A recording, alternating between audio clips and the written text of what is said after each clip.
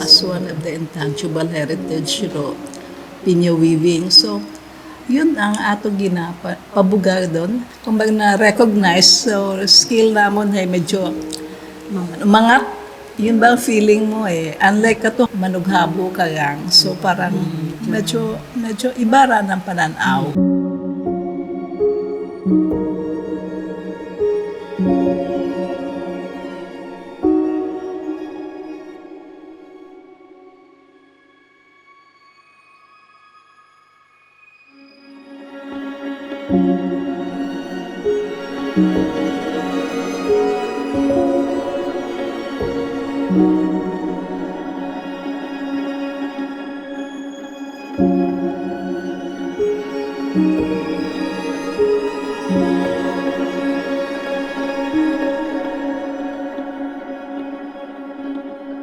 Wa man ako ibang trabaho, duyon lang gid ako nga obra. Mga mainto para akong mga unga, parang duyon do ako naging kabuhi nga ginpa-eskwela ko para kanda. Karon ka nakaka-buit income or pang ano ni mo sa adlaw-adlaw? Ako abihay, wabi ako natapos sa college. Kaya mostly abihay niya nga wa nakatapos sa pagtuon. Pero ginatrabaho at namon katuhay gawid na lang. Dahil niya nga mabawa bing makita nimo kung Mahugot ka lang, mas kaya mo pang sabayan do ibang kita sa iba. Kung kuwang raamon man nga income man nga like wa man kami go-obra it digoy pero dapat abe maghugod ka gid. Wa ka gid man ka gakalisod kun ikaw mismo mahugod ka man gid. Like kami agato gapatong pakat mga unga na panay agahon pat ako gabugtaw ang gahabugot aray nako hasta pa ko gabi hay ginhingabot na mo niya makautod kami para makakwarta man kami kaya sa paghugod lang gid namon.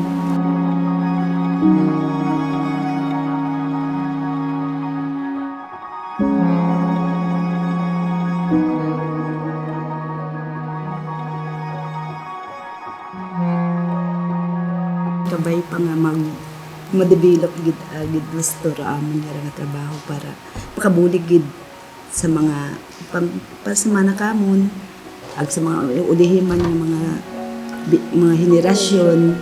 Kung ako niya, pareho ka ako niya, abo man dumag ka gusto nga mag-wave nga batanon ka. doon namong ginapangayo. Siyempre kami nga rahay, may matya, edad yun kami hay. Ay, matyawa matahagos nga naga-interesar kaya, doon yung namon na pangayo nga tawaan yung gamit may nagawa sa Ginoo nga papadayon, gida namon sa kaya namin. Hanggang kaya. They hope kita parami nga padayon natin no? And then, gina-aim man ako niya, matuto man ng iba, ng ibang technique, diba? Siyempre, hambang natin traditional daya.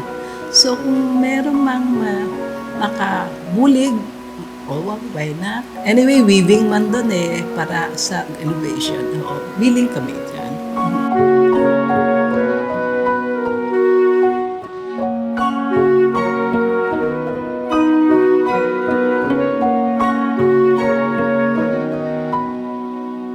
Mas na proud kami sa among nga natutunan ta namon hani kadto nga pamantaw ta namon ay weaving na ta kami gahabol ta kami.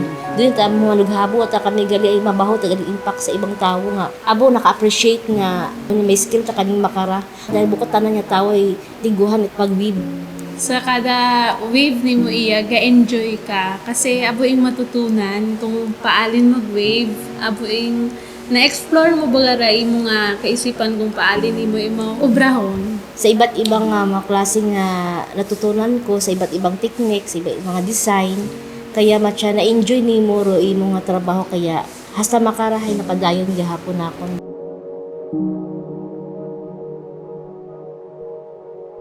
Kasi love ang weaving, kasi kahit small amount na time na devote mo, pero nakakaubra ka, namit ang feeling doon na sa sangkiri o sa adlaw-adlaw imong ginaubra.